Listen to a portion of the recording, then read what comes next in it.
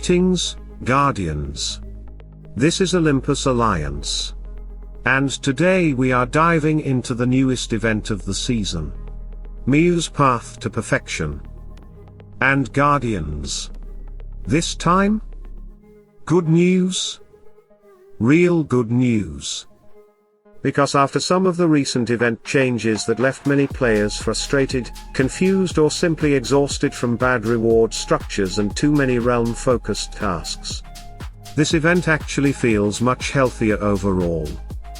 The structure is cleaner. The rewards are better. The progression feels more accessible. And most importantly, even free-to-play players can get very solid value from this event without needing to destroy their resources. And honestly, Guardians, that is exactly how seasonal events should feel. Rewarding. Accessible. Worth your time. Now before we jump directly into the task breakdowns and optimization tips, let's talk quickly about Miyu herself, because this hero absolutely deserves attention. Especially right now. Miyu is one of the most useful utility mages in the game when facing physical attackers, aggressive frontline pressure, and especially dodge-based teams. Her blindness mechanics can completely destabilize physical damage compositions, while her magical critical hit interactions open extremely interesting possibilities for newer combinations in the current meta. And yes, Guardians, that immediately makes players look toward Kendall. Because magical critical hit synergy is becoming much more important now than before.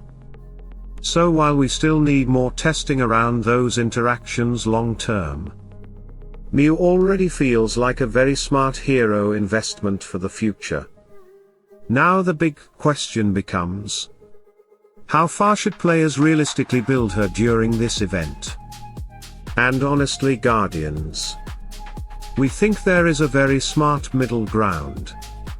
Our recommendation would be 5-star evolution minimum, level 16 equipment, and at least 5-star artifacts across all 3 artifacts. That gives Miyu enough power to become genuinely useful in Arena, Grand Arena, Guild War, and even certain counter situations against dangerous physical attackers. And most importantly, you avoid overcommitting resources immediately. Because 6-star evolution right now is simply too expensive for many players. So instead, wait for the evolution book later. Much smarter. Much more efficient. Now, Guardians, let's begin properly with the first event tab. Path to Perfection. This is your primary progression area for developing Miyu herself. And most of the tasks here are already familiar to players. Log in. Spend emeralds. Spend energy. Earn VIP. And level Miyu toward level 16 equipment progression. Nothing too complicated there. Most players already understand how these systems work. But now we arrive at the realm tasks. And Guardians, this is where things become very important strategically. The first realm task is collecting iron. And honestly, this one is perfectly fine. Simple. Efficient. Easy to complete daily. Just send out 2 full gathering parties and you should comfortably progress through it without major problems. This is exactly the type of realm integration events should have. Minimal frustration. Steady rewards. Reasonable requirements. But then, we move into Keeper of the Borders. And Guardians, this task is terrible. 55 monsters daily. 55. And the problem is not even difficulty. The problem is value. The rewards simply do not justify the amount of realm energy and constant clicking required to complete it efficiently. It becomes repetitive extremely fast. And for what you actually gain in return, not worth it. So our recommendation is very simple here. Skip it. Seriously? Your realm energy has better uses elsewhere. And honestly, events need to start respecting player time better because tasks like this simply feel exhausting instead of rewarding. Now the third realm task is War Cry. Train 10,000 troops daily. Again, the rewards are not particularly impressive. But there is one important exception. Day 2. Because Day 2 overlaps beautifully with guild versus troop training progression. And this is where efficiency matters. If you combine both together, you suddenly gain much more overall value for the same troop investment. So our recommendation is, complete this task only during overlap efficiency. Day 1. Skip. Day 3. Skip. Day 4. Skip. But Day 2. Perfect timing. And Guardians. This is becoming one of the biggest lessons inside newer Hero Wars events. Efficiency overlaps matter more than brute force spending. Now let's move into Blind Faith. And honestly, this becomes one of the best parts of the event. Because yes, Guardians. Outland Chest discounts are back. And this remains one of the best places in the game to spend emeralds for almost every type of player. Free to play. Low spender. Heavy spender. Everyone benefits from Outland progression. Skin stones remain one of the most valuable long-term resources in Hero Wars because every account eventually reaches skin bottlenecks. And since the discount lasts 3 days, most players should comfortably complete this task chain while gaining excellent overall account progression simultaneously. And on top of that, event coins, relic shards, additional progression rewards. Very solid value overall.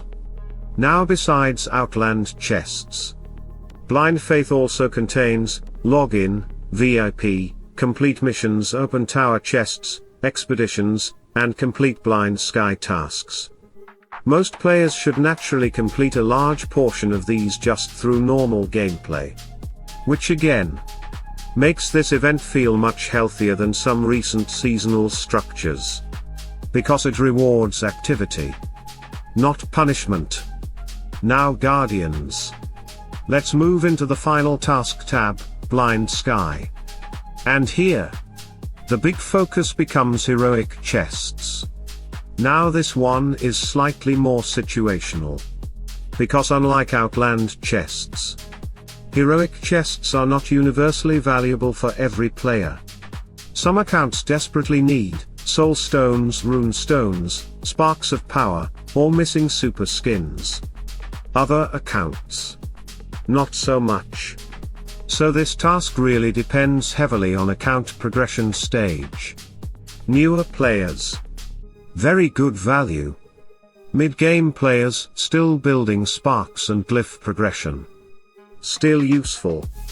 Late game players hunting missing super skins, also potentially valuable. And honestly, Guardians. There is one very important optimization tip here. If all your 6-star heroes already finished Sparks of Power, Heroic Chests become dramatically better. Because suddenly a huge amount of duplicate progression transforms into rune stones instead. And rune stones are always valuable. Especially now. So if your account is already optimized in that direction, Day 4 Heroic Chest openings can become extremely rewarding.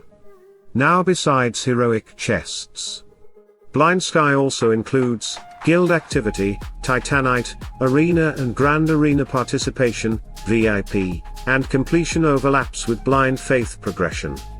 Again, very accessible overall.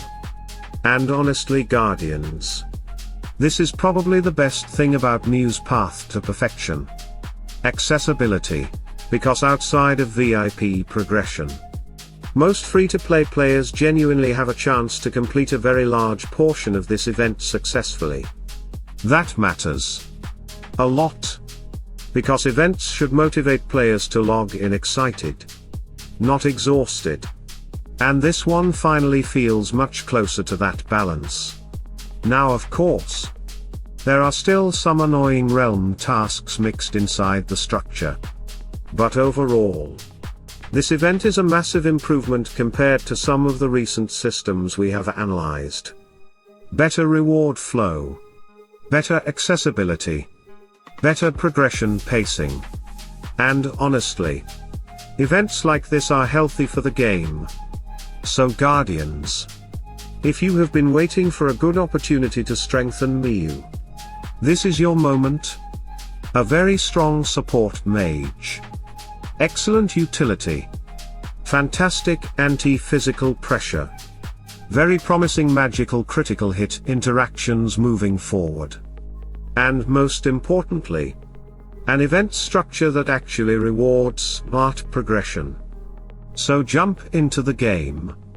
Plan your overlaps carefully. Maximize the good tasks. Skip the terrible realm traps.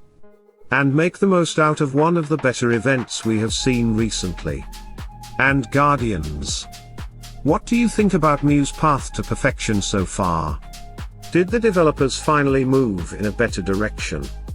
Or are there still systems that need major improvement? Let us know below. Stay tuned, stay sharp. And as always, salute and friendship.